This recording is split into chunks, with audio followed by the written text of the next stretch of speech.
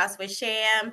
Today we have the lovely Brittany here from On the Ball VA, and she is going to share with us her journey as a virtual assistant. And our hopes here are to inspire and encourage women to just chase their dreams and don't be afraid to, just go for what you want, right? So, how are you doing today, Brittany? I'm doing great. How are you? Good. Or Britt, which one do you want to be called? Because I see Britt on your name, so I don't want to. Either way, my friends call me Brittany, Britt, B-ball. Okay. Okay. um, so to get started here, like what initially got you into this industry? What inspired you to start your virtual assistant journey? So mine's kind of an interesting story. So I'm actually a nurse, and I have been a nurse for almost 13 years. Back in, let's see, July of 20, I guess actually goes back to like May of 2022. We were just in a really interesting spot in our family. My son was only 3 at the time. My dad was terminally ill. My mom was still recovering from a surgery. My husband had ACL surgery. It was just crazy. And my corporate nursing job was great, but it just wasn't filling the needs that I needed at the time and the flexibility. Mm-hmm. And I had a day where I was just driving down the highway and I thought to myself, I could care less if I get in a car accident because at least somebody else could take care of me for once. And Wow. I'm self-aware enough to know. And it was just like, I came home and I told my husband, I'm never going to get this time back with my dad. I'm never going to regret having this time with my son. And Mm-hmm. I said, I need to quit my job. And he just looked at me and was like, "What?" Like, what are you And talking about? yeah, like what are you thinking? And luckily, like we're blessed enough to be in the position that we were able to sell our travel trailer and just float us, for a couple months until I figured out what I wanted to do. Mm-hmm. And I had happened to had a conversation with a friend of mine around that same time, and I said, I just don't know what I want to do. I don't know what's going to give me the flexibility that I need right now, that I don't have to like commit to on a certain schedule, that I can be available to go to appointments and help my family and do all these things. And she said, why don't you look into virtual assisting? And I said, virtual what? I've never even heard of it before. And ended up finding a course. And I thought, well, this is great. I'll have all of the things lined out for me, everything that I need to do in my business, and just kind of get like a jump start and know what to expect, right? And so I Right. took this course and just kind of jumped into it. And luckily for me, I'm part of a very large local entrepreneur community, and it's all women-owned businesses. There's like 140 of us in this community. Mm-hmm. And so everybody was very supportive, and that's where I got my first clients. And, I pretty much told everybody, like, I know. So, I obviously have a lot of skills, right? Mm-hmm. Um, but it was like, what do you need help with? So I just jumped in and tried to figure out like what people needed help with, what industry I was going to be a good fit in. And that's kind of where I got my start and got my first couple clients. Yeah, that's awesome. And how long did it take you to get your first couple clients? Because I think that's something that always holds people up and scares them a lot. Like, when am I going to find a client? So my first client probably once I finished the course and like really started pushing my business and trying to get my name out there, I'd probably say Mm-hmm. about like the first month or two. And then after I really started pushing it, I think I got probably like 3 clients within the first couple months, and just wasn't really sure, what that would look like, right? And they were all different industries. But I was like basically just asking, what do you need help with? And I was just looking for a gap to fill. Okay. And so it wasn't anything specific, like specific service that I was offering, just virtual Just assisting looking to services get out in there. general. Yeah, Hmm. yeah. And I think that's a good way to get out there, right? Like that's how I got out there, right? You just kind of throw yourself out there. Like it's almost like you're like a big smorgasbord. Like I offer Yes. everything right now because I don't really know what I want to offer or what this all entails. I just got to get used to what virtual assisting really even is, right? Hmm. And I tell people that's why in the beginning, I'm not sure about, well, I can tell from you didn't niche down in the beginning. I don't think it's wise to niche down in the beginning because then you won't Hmm. get as much exposure and learn really the whole gamut of the industry and what it has to offer and how you can excel or use skills that you may have already had from Yes. corporate or whatever. Um, Yeah. you know. So yeah. And I think it's hard because when you jump into it, like you know the things that you like to do in a corporate role, right? Or what kind of fills your cup per se. Mm-hmm. But when you go into being a virtual assistant and you may be helping in all these different industries, right? You don't know what industry maybe is like your favorite or what their needs are that doesn't feel like monotonous to you or has your interest and you feel like you just want to jump in and learn more and help. Mm-hmm. And when I kind of cast my net wide, I mean, I was working with a lawyer, I was working with an insurance agent, I was working with a nurse injector, I was doing social media for somebody else, so literally like all different industries. And I quickly found out like I do not like putting in place like new CRMs and stuff for, for people. And I found out that I mean, I knew Dubsado because that's what I learned when I, first started my business. Somebody Mm-hmm. asked me to help them set up HubSpot, and I was like, "Oh my Lord." I said, "I don't ever want to use this system again." And it's hard because when you're trying, so you have to, in order to help a lot of these people too, you really do have to know their industry. You And do. when you're trying to learn so many different systems and essentially become like an expert, right, at Mm-hmm. something, it's hard, but then also trying to be like a jack of all trades at the same time. You feel like you're not really able to like dive in and really learn this specific industry when you're dabbling in so many. Yeah, yeah, I think that's a good point to point out too. Yeah, you have to really, and if you want to be like the expert, like you have to hone in on one industry, I think, and really develop what you want to help them with. Like you said, like, like be particular what you want to help with. Are you event Hmm. coordinating for nonprofits? Are you event coordinating for corporate? Like, what do you want to really do? Right. But like we said too, that all comes from that experience. You have to get out there, you have to get that experience, you have to figure out what you don't like, what you do like. And Yes. so working with those solopreneurs when you start out really gets you in there. Cause I too was like, oh, let me start doing automations and setting up all these sequences and doing these things. And I was like, oh, heck no, I don't care how much money they're paying for this. I'm not doing this ever again. Yeah.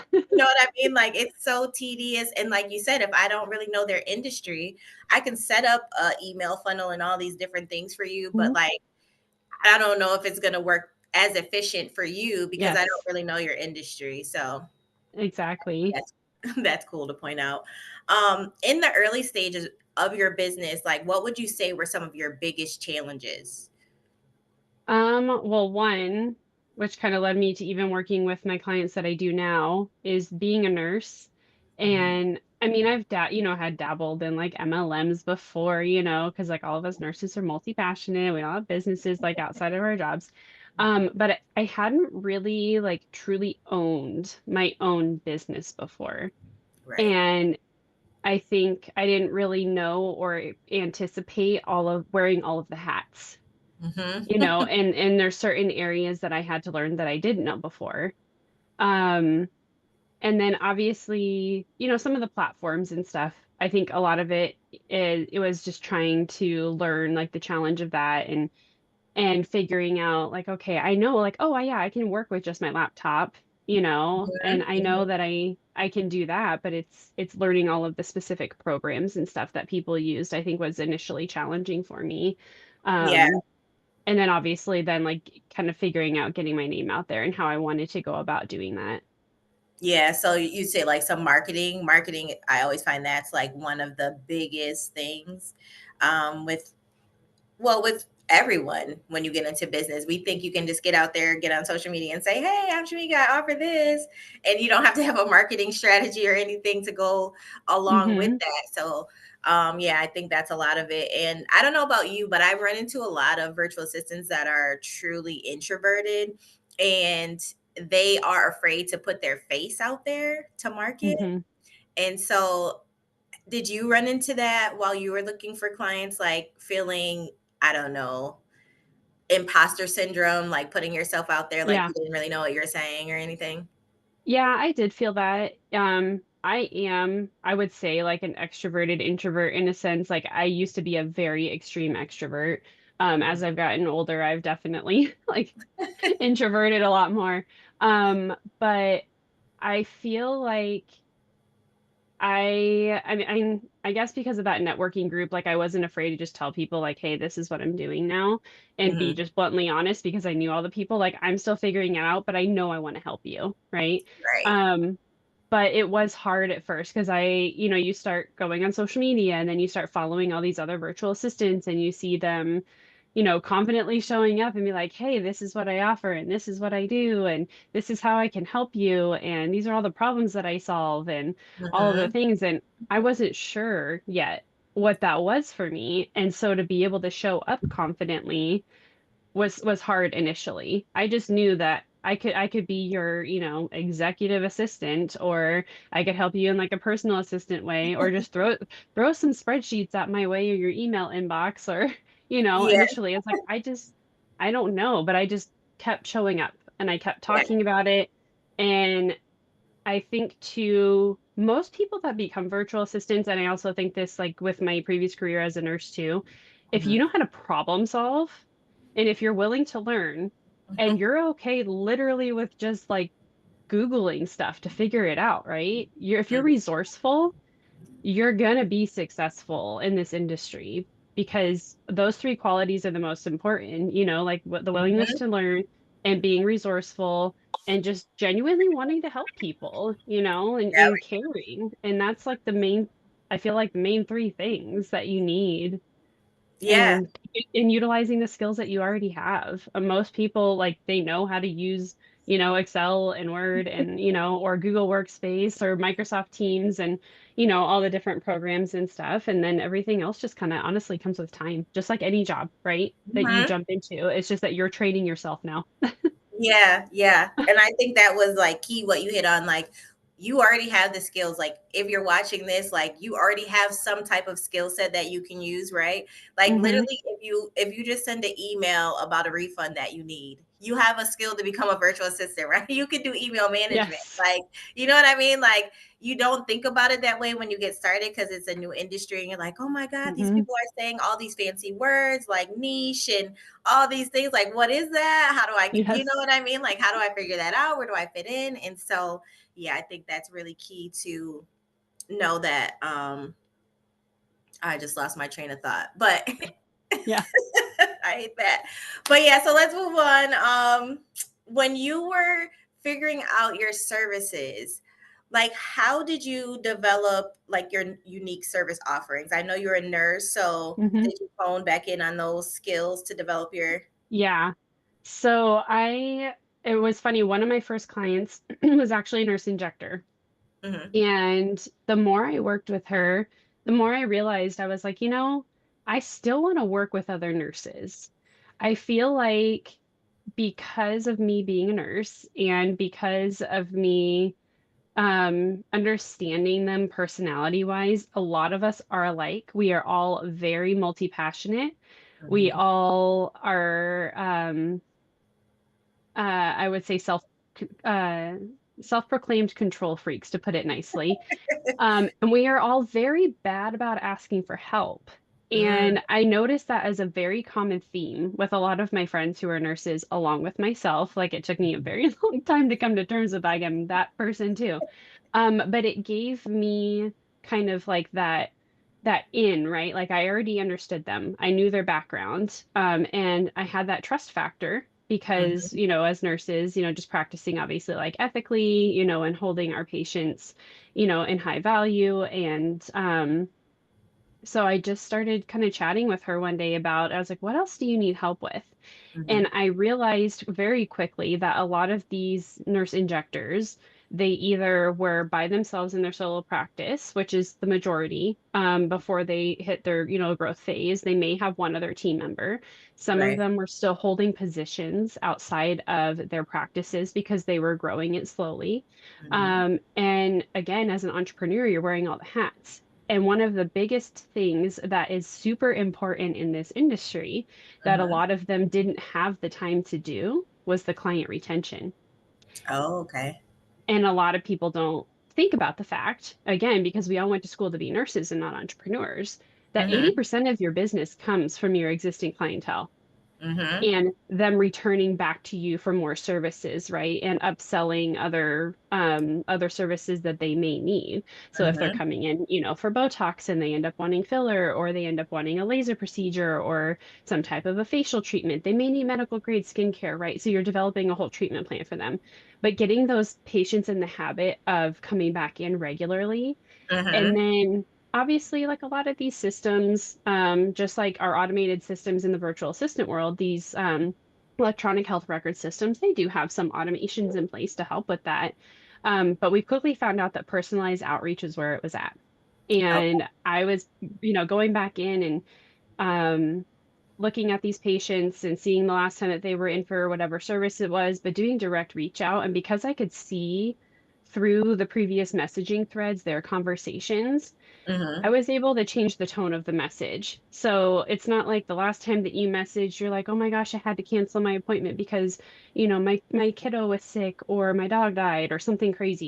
Yeah. And then we could change the whole tone of our reach out Mhm. versus like, a generic message going out, hey girl, hey, you're due Yeah. for your Botox. You Right. could be like, hey Sham, we're checking in on you, wanted to make sure that you're doing okay, or your kiddo's doing better.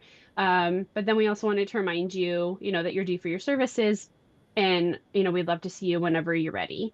And it just Yeah. completely changes the tone, and it maintains that relationship with the patient outside of the practice. And we're Mhm. able to provide that service in the provider's voice, right? Because they have Yeah. the best of intentions and they really do want to maintain that relationship outside of the practice. But it's hard when you're by yourself. Right. And so that was the initial gap that I figured out that I could fill. And then, so that was kind of my main offer that I led with, was like client retention. These are all the things that we can do for you. And, Mhm. I had great results. I had, a client that we just in a couple months increased her revenue another, I think it was like $10,000. And then her utilization went up like another 10 to 20% because she was at like 70%, I think up in the 90% in her schedule utilization just after 4 months of us working together. And That's awesome. that's when the light bulb went off for me. Mhm.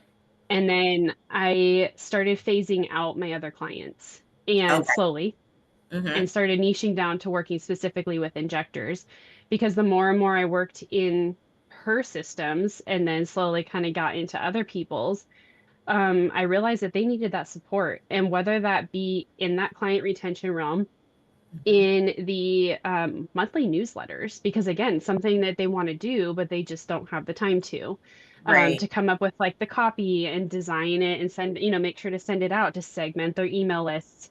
Mhm. Then a lot of them needed help like cleaning up their charting. And then there were some that were converting from one charting system to another. And like I was able to fill that gap and again, take that weight off their plate because they're solopreneurs and they don't have that help, or Right. their husband's help, but they have no No idea, clue what they're. no clue about the industry. And so it's just very, very hard. And so, like I said, kind of time over time, it was just more things that I started realizing that they needed help with in the back end of their business. And I was able to start expanding my offers outside of just, virtual assisting and client retention, Mhm. to then doing some of these larger build outs and kind of providing, we'll say, like, the virtual assistant, role in a sense. Right. But slowly converted more over to, we'll say, client success managers, that we're just helping them, to manage their clients coming back in, and retaining them, obviously. But then that leads to increased utilization, increased revenue in their practices. We doubled rewards redemptions. I had another client who had only, I think it was like 17,000 from the year before from one of these reward systems that patients came in. We doubled it and got her to over 35,000 the next year Wow. because of consistent outreach and just trying Mhm. to get these patients back in to take advantage of the rewards and the free money they had towards their services. Yeah. Because people forget, you know. Yeah, you do. You do. Yeah, I think that's awesome. I really love your niche and how you found your way in this virtual assistant journey, because I haven't heard about a lot of people who are doing what you're doing in that specific industry. You know what I mean? Mhm. So I think that's awesome and important to hone in on is that like somebody else doesn't necessarily have to be doing it. And you don't have to hear them talking Mhm. about it. You can get your clients, figure out something that they're missing. And now that you're the expert in that and you're the person Mhm. that's doing that. And you may start talking about it on social media and somebody else is like, oh my God, I love that. I'm going to be a virtual assistant that works with injectors or whatever. Cause maybe they thought about it, but thought like, that's impossible. Like they don't really need us. What do they need us for? Right. So I think that's awesome Mhm. that you're opening their eyes to a new world and that world's here to stay, right? Like that's a new world for us, like with Mhm. injections and the wellness shots and all these different things. Mhm. So I think that's pretty cool and it opens their eyes to like, I don't just have to work for a lawyer or a doctor's Yes. office or you know what I'm saying? So Yeah. yeah, I love Mhm. that. I love that.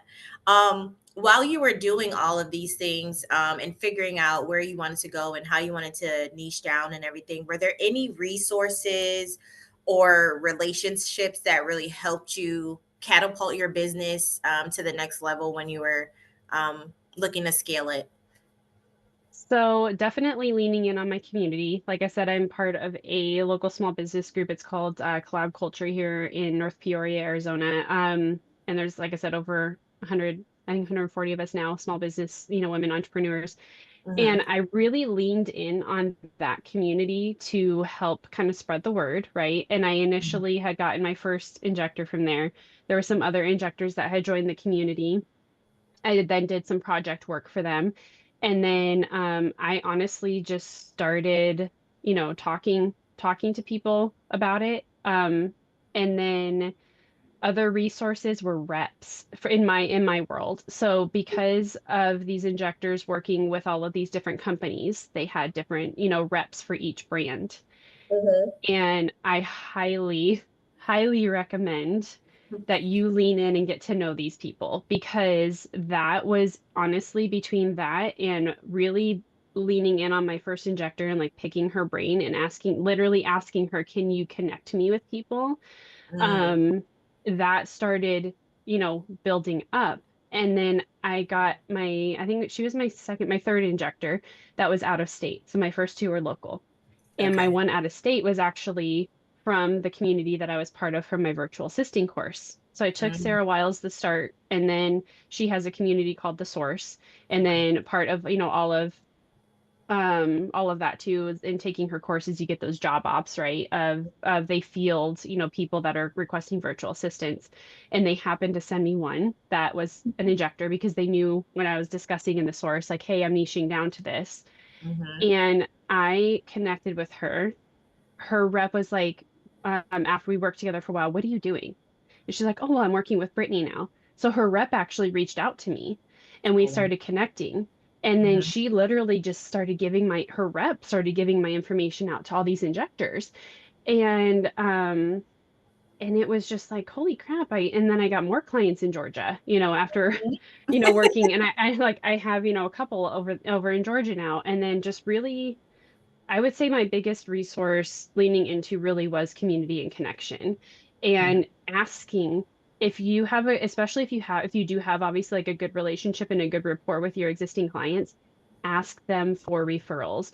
Ask them to connect you with the people that they know that Hmm. might also know or have a higher network of your ICA. And I think with me being, like I said, kind of like still like that extrovert right side of me where I can be a social butterfly most days. And Yeah. I'm not afraid to talk to people. And I truly do want to get to know people, and Right. just leaning into that really changed everything for me. Um, and then I think again, like that kind of like that job op community initially was like a good resource for me in the beginning. Um, and then the source with all the other virtual assistants Mhm. too. Again, like another community, right? Yeah. And it was just surrounding myself with those people that were kind of doing the same thing in a sense that I was doing, right? And we were all just kind of helping each other and not being afraid to ask for help again, which I have to preach to my clients, right? And I had to get good about too. Right. Um, but just leaning into those opportunities and not being afraid to touch base. And there were some that I reached out to and never heard from. But then Hmm. like months and months later, like they reached out like, okay, I'm ready to work with you now. Or I had a question Mm-hmm. and can we jump on a call? I'm like, sure, Yeah. let's do it. Yeah. Yeah, and I think that like what you just said about how like you'll talk to someone and they'll come back. Like I've had people come back a year later. I even had a lady who said she thought she hit send on the email and I thought we were like good to go and I'm like, "Dang, I thought that went great." And she never hit send on the email and she's like, "Why this lady never get back to me?" Yeah. And like a year later, she's like, "Oh my god, I never hit send. I need your help now." Like, Uh-huh. yeah, And so it's like and it's funny, you still end up staying top of mind. And yeah. when you make that impression, and that's why, I really try, like, because I do genuinely care about Mhm. everybody. Even if it's the first time I met you, Yeah. we're just having this call and say, like, because I just started doing strategy calls. Mhm. And it's like I do the time, like I research into, what you do, right? And about Yeah. you and your business and stuff before we even talk. And I'm like, with all of my clients, and I tell them this all the time, I literally cannot thank them enough Mhm. for putting the trust in us Right. to help them with their business, because we Mhm. value their business as if it were our own. We And do. we don't, and I'm very, very lucky that a lot of my clients as well, I don't just do work for them. I'm not just their client success manager. They treat me as part of their team. And I Yep. feel like a lot of us even have a really good friendship outside Mhm. of me just doing work for them. And they genuinely care about me as much as I care about them. And I will say one thing that has helped with that for sure Uh-huh. is like full-blown transparency Mhm. when you are going through it, Yep. because just like even like showing up today for this interview, right? Like this podcast interview, it's like, oh my gosh, this is the first podcast interview that I've ever done. And I was like, you know what, it doesn't matter, I'm going to show up as myself. Doesn't matter Mhm. what I'm wearing, what I look like, all the things. And I tell my clients that too. I don't care what you're like, I mean, I do care what you're going through, but I'm like, I don't care what you're going through at the time, to show up. Mhm. And I don't care what you look like, just come as you are. And like we can have these conversations and go deep and know that I care about you just, as much. And I was very honest with them when I Mhm. was going through it with my dad, Right. when we were going through everything after he passed. And then my mom ended up having to have another surgery. And I'm just very transparent with them. Like, this is what's going on in my life. The work is still going to get done. I Yep. still care about you, but Mhm. i.e., I need you to show me a little grace right now. And then Yep. when you're going through it, I'm going to show you the same grace. And it's just been a very good, like, mutual understanding. We have a great relationship. And, like, I ask about, like, how are your kids doing? And how's the family? And, I Mhm. know that your dog was sick. Like, how are they doing? The same Yeah. thing that we do for them with their clients. Like, I pride myself on doing with my own clients. And Yes. even though we're growing and scaling, that Mhm. is a big priority for me, is I don't Mhm. ever want to lose that relationship with them. And I've Yes. told them that, again, very transparent. Like, we are in a growth phase. I recently brought on two part-time girls to help on my team now, which I'm super excited Awesome. about. And again, full-blown transparency with my clients. Like, we're going through a growth phase. We're now implementing new systems because what worked for just me now doesn't work for my team. And so Right. just kind of, bear with us as we're going through this. I appreciate, like, any feedback that you want to give, all of those things. And just having that, like I said, when building that relationship with them, having those full-blown transparent conversations, and Yes. building that trust and rapport with them, oh my gosh, it has made such a huge difference. That is so key right there, Brittany. That transparency and authenticity. Like I tell people all the time, like just be yourself. Like Yeah. people are gonna respect that you're yourself, and that's really how you figure out like who's good for you to work with. Like that Mm-hmm. you're going off a vibe, really. Like when you get on that Yes. discovery call, they really don't care that you got a master's degree or you were a No. nurse before and you have all these. They don't care, they're vibing with you. Are you listening to me? Are you understanding what I said I need? Do you have a way to fix what I said I need? Mm-hmm. Then okay, we're good. I need you. I need you right now, right? Like, and you're showing Yes. up authentically you, right? Like if you want to wear a t-shirt and a hoodie or whatever, like show up like that because that's you. You don't have to look a certain way or fit into Mm-hmm. any box when you own your own business. People No. are looking for your knowledge and your skills, and that's all inside your mind. So just be yourself and people are going to look for you. Like I said, like a year later, they're going to Yeah. be like, oh my God, we really clicked. I wanted to work with you. What happened? You know what I mean? So, and Yeah. that also Yep. builds relationships and gets you referrals. And it's just one big happy Mhm. circle that it just keeps 360 in the life cycle for you, with those Yeah. relationships, connections, and collaborations. And Yeah, and like, it's yeah. proof it is like proof in a sense. I mean, yes, I was on social media, Hmm. but I feel like I did grow organically from the referrals.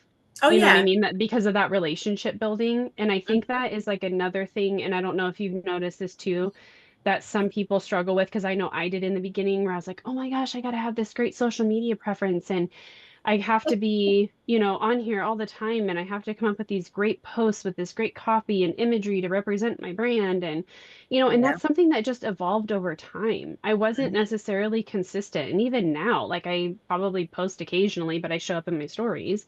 But it was Right. just like at first it was like such a weight for me like put on that and Mhm.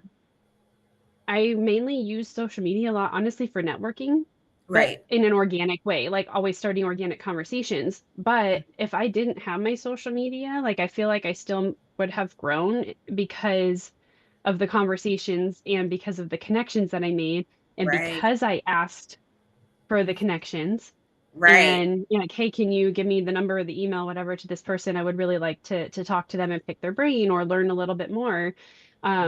And that was the other thing that I forgot to mention too, is that like I started going to some of these educational events for the Mm. injectors. And Oh, not just to obviously meet other injectors to then, get new clients, but more for my education. So I understood a little bit more about the products and the services that they offered. yeah. And I people think that's started seeing key. me consistently show up. Uh-huh. Yeah. Yeah. I think you're really opening people's eyes to new ways. I hope you guys are really listening to what Brittany's saying. Like, if you're overwhelmed with social media or social media is not your jam, right? And you feel like, oh my God, I can't do this every day. I can't come up with good copy and a good reel or a good B-roll. Like, you have to get out and network then, right? Build relationships Mhm. outside of the computer. Like, nothing's magically going to come your way. You either have Mhm. to connect online or you have to connect outside. You have to get out, Yep. go out your house, get in the car, go to an event and figure some stuff out. And I think going where your ideal client is, right? It's the same as when people tell Yes. you get in Facebook groups that have your ideal client, right? Get out and go to events that have your ideal clients. Go to entrepreneurship events. There's a ton Mhm. of entrepreneurs there that are going to need a virtual assistant in some capacity. You know what I mean? So Yes. make connections there. So I think that's really key. We're gonna call your episode transparency, authenticity, relationships, collaboration. Like, these are all really key things that people just kind of overlook. I think they think that Mhm. they have to get on social media and become like get 10K followers and Yeah. then their business is gonna grow. But literally you can just get one good client that can get Mhm. you referrals to their friends that they Yes. have in the industry, and that can catapult your business to a place you never thought it could go, right? So Yes. I hope they're really paying attention to everything you were saying, because I think that's key right there. Building all those connections and doing those different things outside the box, right? Mhm. Found ways to get what you needed to do. So Yeah, exactly. And I'm very grateful. I mean, it's been a journey, and I've only technically been niche down to injectors for a little over a year and a half. okay. And it's crazy how much it has evolved during that time and things that I realized that maybe that I don't like doing or doesn't serve my business well or what my team doesn't like doing or doesn't serve my clients well. And Yeah. that's now the phase that I'm in where even now like my offers are still evolving and there's things that I offered before that now I'm like, no, that's just not a good fit anymore. And it's okay. Like I don't Right. have to do that now because I found other ways to serve my clients better. And something Right. that, fills my cup too. Like it helps them, but obviously like I feel good about doing it and I want to do it. Mhm. And it's okay to evolve even as an established business. And that has been like another mindset shift that I've had to make too. Like it's okay to take stuff back off the plate and revamp. Right, right. It's a constant pivot, I always say. Like, like every year you're Yes. gonna figure out, like, you're gonna go into the top of 2025 and be like, oh, I want to offer VIP days, right? And then you're Yeah. gonna get to the end of 2025 and you might be like, oh, I didn't really like those Yeah. VIP days too much. Or you might even get 6 months in and be like, yeah, I think I gotta take those away, right? But it's Yep. okay. Like nobody's Mhm. judging you because you put out about you wanted to do VIP days 6 months ago and now you're not offering. Nobody cares, honestly. Like Mm-mm. they don't care that you're changing up what you're doing. That's all for you. But it is key to do what makes you happy in your business, because I found like when I got in and I was like, oh, I want to do the automations. And I kind of did that because I was like, in a spot where I had to make more money because I quit my corporate job and I needed the income. And I was like, okay, if I Mhm. if I do tech support, I'll make more money. Like I can do Yeah. projects, right? And I hated it.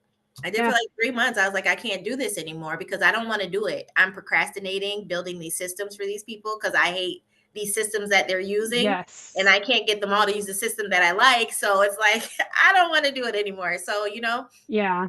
you're going to go through And those it's things and learn money is not all that. Like, money is not it. yes. You And need to that's what be I was gonna say too, like about almost like the scarcity effect, I feel like is very prominent in the virtual assistant community. happy. When you, especially when you first get in, like that scarcity of not having the clients, right? Yeah. And feeling like you have to say yes out of the need. Yeah. And it's hard because, like I said, I was very lucky that I was able to do things the way that I did, that we were in the position, that we were financially. Mm-hmm. Um, had I done it, before, if I would have, known, obviously I probably would have stayed in my corporate job and like eased into it and started it. Right. Um, but that wasn't my situation at the time. But I even found myself like at some point just saying yes to things out of that feeling of that, like I said, that scarcity, and just knowing like, financially, like, oh, like that extra money. And that Mm-hmm. ended up not being a good fit. You know what I mean? Those clients Yeah. they were great, but at the time, it filled a gap for me, but it wasn't a good fit for me long term. Yep. And, you just kind of get to the point, like you said, where you just feel the vibe. Mm-hmm. You know after a conversation if this person is somebody that you want to work with. And I Mm-hmm. think of it too, like it's like you're bringing them into your house. You know what I Right. mean? Like this my business is my bubble, and like I Yep. want to protect it, and I want to bring the people in that are like, that are a good fit, and not Mm-hmm. like and even in a sense like represent my brand too, right? Like I Yeah. want to work with, providers who are, who are ethical, who have good values, who treat their patients well, who are just genuinely good humans. And I Mm-hmm. had this conversation with somebody the other day, like you attract what, you Mm-hmm. attract what, who you like, the people that who you are, and Yep. yourself, Yep. and those are the people. I'm like, surround yourself like with like, and it's Mm-hmm. gonna be great. And it's a learning curve. And I just Yeah. tell anybody that I've talked to that's thinking about becoming a virtual assistant, I'm like, you kind of just have to take the leap and figure out what you like to do. But I Yep. will say, like, once I did figure it out, once I got that little bit of experience, once I niched Mm-hmm. after that point, that's when things really started catapulting for my business. Yeah, that's awesome. That's awesome. And I heard you talking about scaling now. Are these the first subcontractors you're bringing on your team, or have you had subcontractors before? So one of mine has been with me for a little over a year. And then Okay. the other one I just brought on in October, and I absolutely adore both of them. And it's so funny because it was friends of mine that had introduced me to them. And then we became friends. And I was like, you know what? I need help. I mean, would Mm-hmm. you like to come, come work for me? And both of them are amazing stay-at-home moms who, have a drive and have great experience, previous like corporate experience and stuff too. And both just kind of, wanted to start getting back into the workforce, but obviously having something that fit the needs of their family. And they are interested in the industry and like learning everything, about the aesthetics realm. And both of them are, are great. They're go-getters, and personality wise, they get along with my clients. It was one of those things that it just kind of fell into place. Mm-hmm. Um, and then it's been good for me to be able to pass off some of the work. Mm-hmm. Um, and and I really present everything to all of my clients too. Like we are a team. Like these are all of us are here. So Mm-hmm. if you need help, ask. And one of us will help you. And just kind of built that trust factor from the beginning. I started changing everything to I from I to we. And and it's been interesting. And I think right now my biggest, I guess, struggle would be is one, I had to change everything from working for just for me, right, to now implementing systems that work for us as a team. Yes. Um, but also transitioning into a leadership role Hmm. because I've had management positions in corporate, right? Hmm. But working for a corporate company and being a manager and basically having like the outline of here are all your job duties and your expectations and like all the things, right? And this is Hmm. who you're going to be for like all of these people. Now it's my business and I get to choose, right, what What? I want that list to look like and who I want to be as a leader, but it's also transitioning my mindset too of I don't have to be the one to necessarily like do everything. I can delegate. And that, I'm the one that has to kind of like set that expectations and the tone for my business and my team. And oh my gosh, there's just so much with it. And I will It's an say adjustment. it's been a lot of like internal work too. Hmm.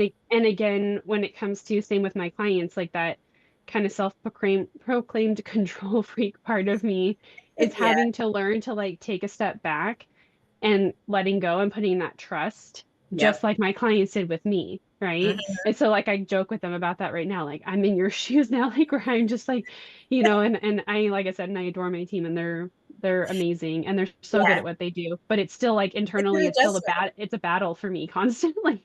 Yeah, yeah, because it's your baby, like you Yes. built this from the ground up. And so you want to make sure like everything is being the way that you like it to be done. But like you said, you have to trust the people that you put in place, like they trust us.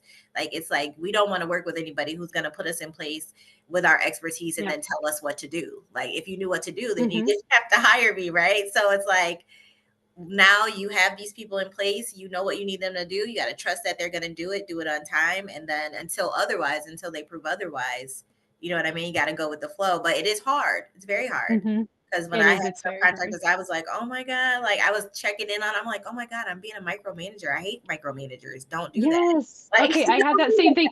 And I flat out told them, I was like, I do not want to be a micromanager because I hate micromanagers. I said, so if Yes. I ever start doing that to you, like, please call me on it because I don't want to be that person. And I'm trying to like transition out of that mindset. Yeah. And it's, like I said, it's been a lot of internal work.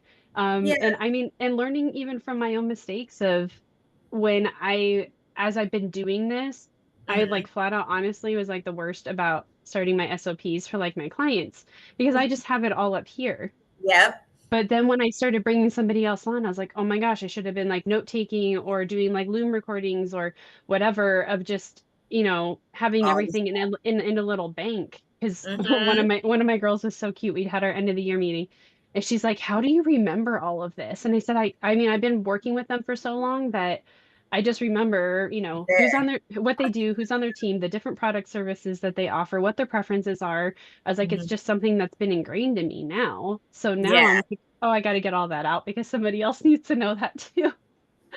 Yeah, it really is an adjustment. And then also too, in our business, we always take the back seat because you're doing all these things for your clients. You're putting all their SOPs together. You're doing all these Loom videos for their businesses and making sure that they're streamlined and they run perfect. And then it's like at the end of the day, you're like, oh, I'm B. Like, I can't do that for myself. I got it here. I'm good to go. Right. And then you Yeah. get in the predicament, you're like, oh my God, I can't do it all by myself anymore. I need somebody, but how am I going to like show them what to do? Now I got to do all this stuff for myself. So I think that is key too, to help somebody if you're out there and you feel like you could be on the potential to hit that little plateau and go up and you need to hire subcontractors. Start building that SOP system Hmm. now for all of your clients or the clients you think you're going to subcontract with. And yeah, get that all in order so that you're ready to go once you get Yes. ready to hire, because it takes a lot of work and we are always behind because we put our business on the back burner as virtual assistants, because like you said, Yes. we naturally want to see our clients do well, we want them to be successful in their business, and ours just takes Hmm. the back seat. So yeah, I think that's important.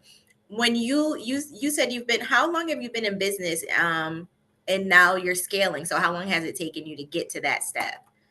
So I started like we'll say officially launched October of 2022 and then like I said niche down to injectors probably a little over a year and a half ago and it Hmm. was probably about 5 or 6 months after that niche. And I started realizing, I said, I'm already at like 75, 80% capacity for me. And Mhm. I already have some people that are asking for help. And then that's when I was like, at this point is probably a good idea for me to start talking to somebody to come on to train. Because Mhm. once I hit that capacity and then go over, right, I'm not going to have the time nor Right. the energy to dedicate to that person to teach them how, to do what I do.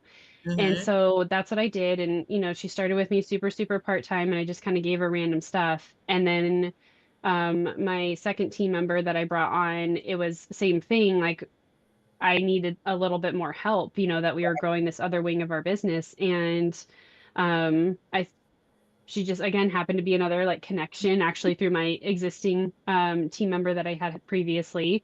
And she had told me about her. She's looking to get back in the workforce and she loves organization and she loves Canva. And I was like, give me her.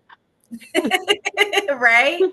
I was like, I said, there's so much stuff that, on that end of it too, I was like, that I need help with organizationally and so many things that we do for our clients, in Canva and stuff too, and graphics and everything.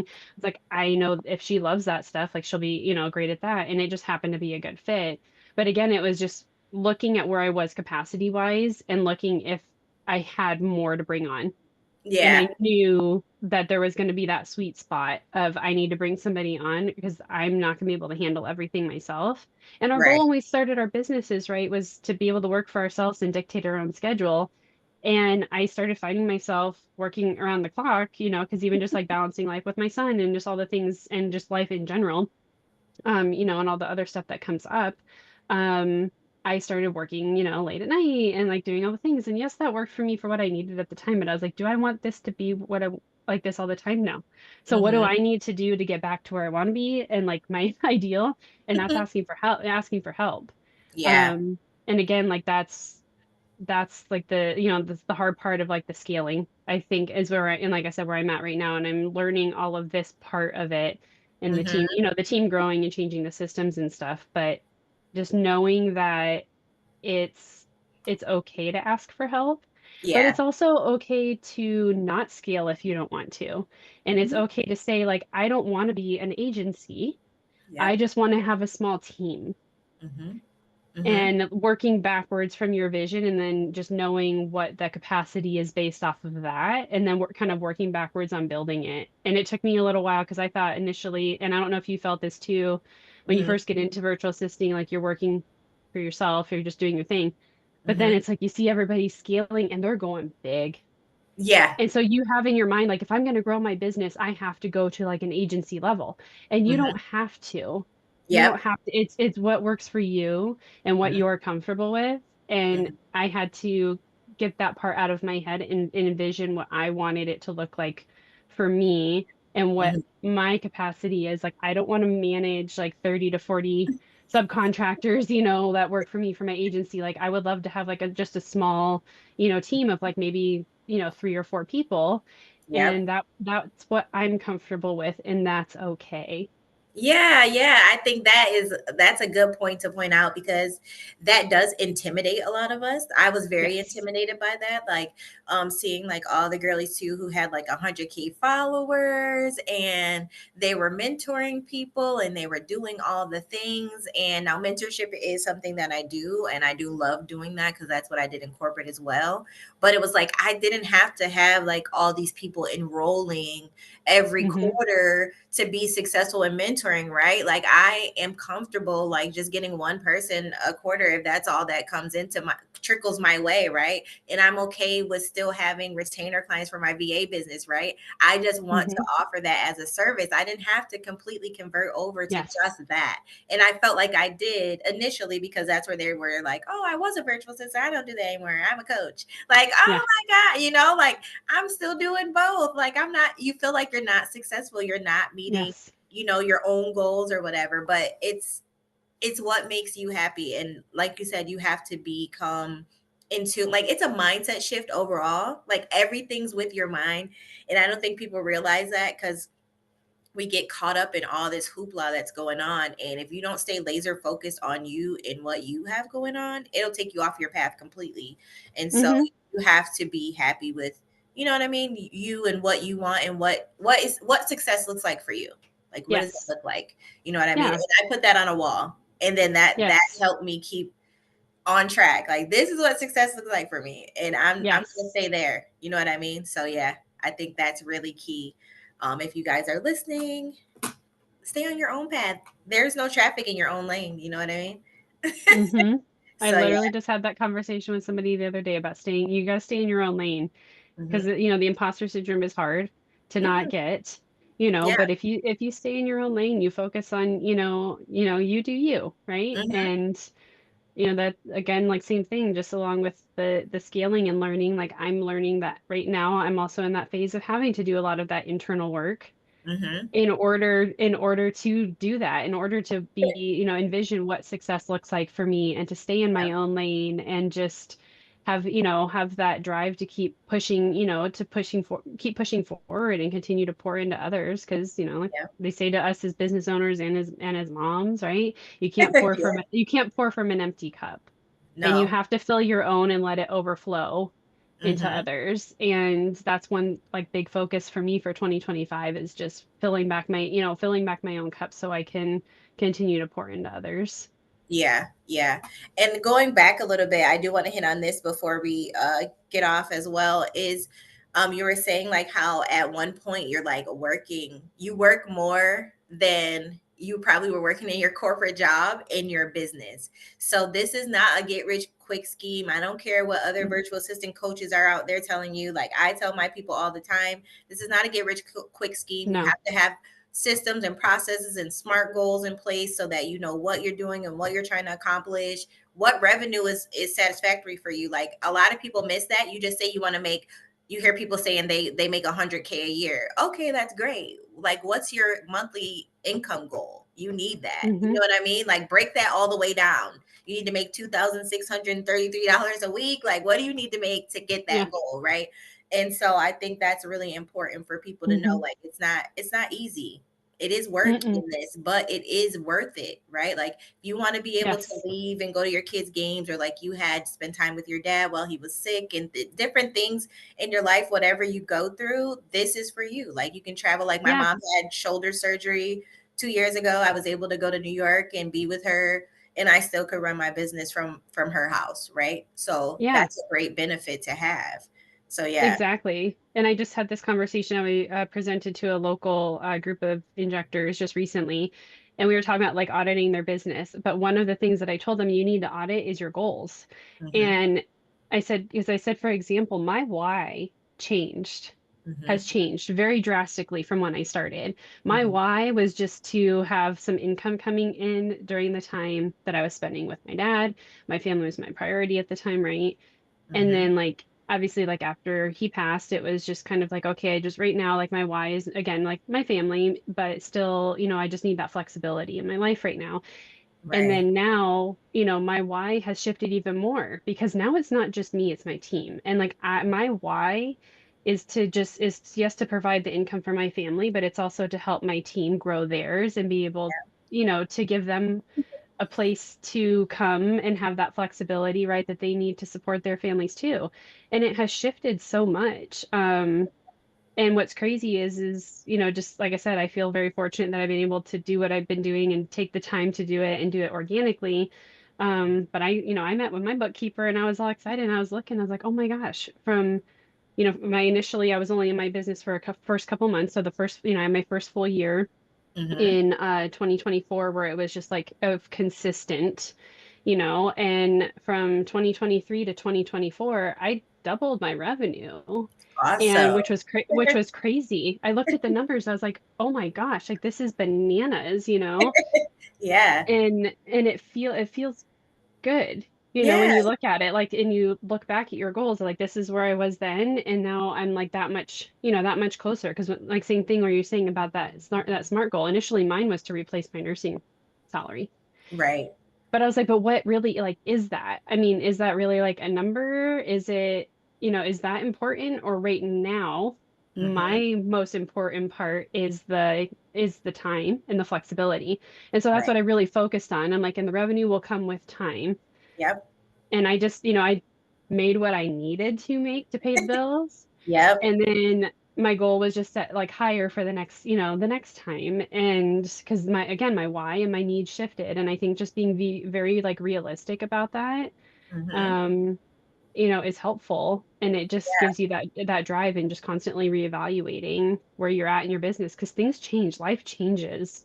All the time. And I think that Hmm. is key to tell people like your why is going to change, right? Like it's not always going to be the same. And like you were saying, once you have other people working with you on your teams, like now you feel obligated. Like I can't just get overwhelmed and be like, oh, I'm going to let some clients go because I got too much on my plate. Like I have to like now help these people maintain their income because their families are depending on this income that I'm giving them. And it's just like a big old mindset shift, like you said. And it's just a lot that goes into this thing. I'm telling you. It is. It Guys, is. don't think it's But just simple. There's a lot, but it's so worth it. I just think it's so worth it it. is. And I think you're a true testament to it doesn't take long, right, to be successful in your business. It's about how much work you're willing to put in. If you're willing to put in the work, I tell people all the time, you can get clients. You got to just put in the work. Of course, sometimes like when I got my first couple clients, I was up day and night, like watching lives of some Hmm. of the potential clients that I wanted. I was like, and I knew they got on at like midnight to do these lives, and I'm like in there engaging with their people so that they know who I am before I slide in their DM and ask if they're interested in working with me. Like it Yep. takes work, but once you get it, then you're good, and you land that first client, and it gives you the confidence to keep going. Yep. You know what I It mean? So, does. so yeah. So looking back on your journey, like what would you say was like one of your most pivotal moments right now, like that you're most proud of? Hmm. Um, I'd probably say well, I honestly like the confidence I guess that I had to make the pivot Hmm. when I pivoted to just niching down to injectors because I honestly was really scared. I was like, Hmm. is this even like doable? Is this a thing, right? Because I didn't see anybody else out there doing it. So it was also like I didn't have anybody else to like bounce ideas off of, Yep. and um I feel like just having, like I said, having that confidence and feeling like I could make that move Hmm. because it was such a pivotal change in my business. It literally changed everything for me. Yep. So I think I was just proud of myself at that time of just Hmm. having the confidence to do it because it took a little, it takes a while, right? Like I said, like we Yeah. were talking earlier about when you first start in this business Yeah. and having that confidence in your skills and knowing that you have what it takes to do this. Hmm. And that was a big thing for me. And then I think also, you know, I guess I'm proud of myself and in general, just of despite everything that we've been through the last couple years, Hmm. that I was able to build this, like, and be resilient and still push through and Awesome. build my business around my life. Yeah. Yeah.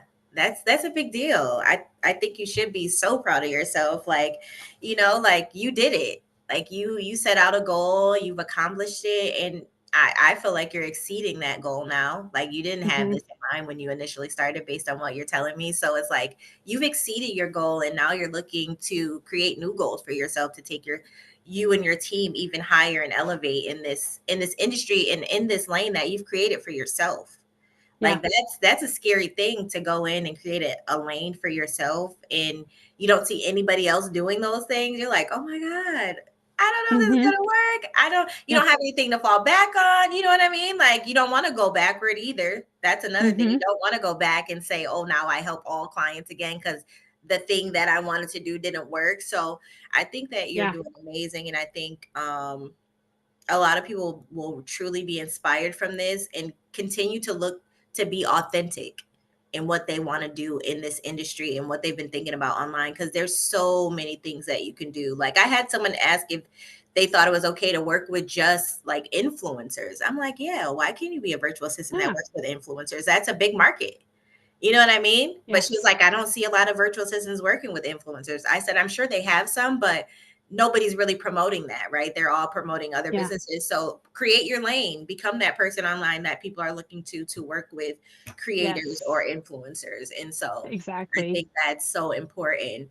If there's women watching and looking to get into this industry, like what would you tell them about like what would you tell them like if they're fearful of getting into this industry?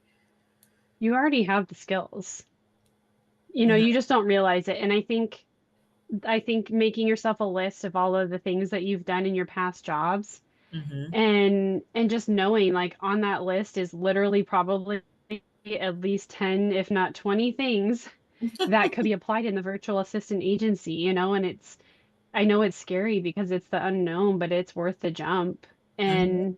And knowing like from a pride standpoint that this business is yours. Yeah, yeah, that's awesome. And are you looking to take on any new clients? Like promote, like go ahead and do your spiel if you're looking for clients out there. What does Brittany have going on the ball VA?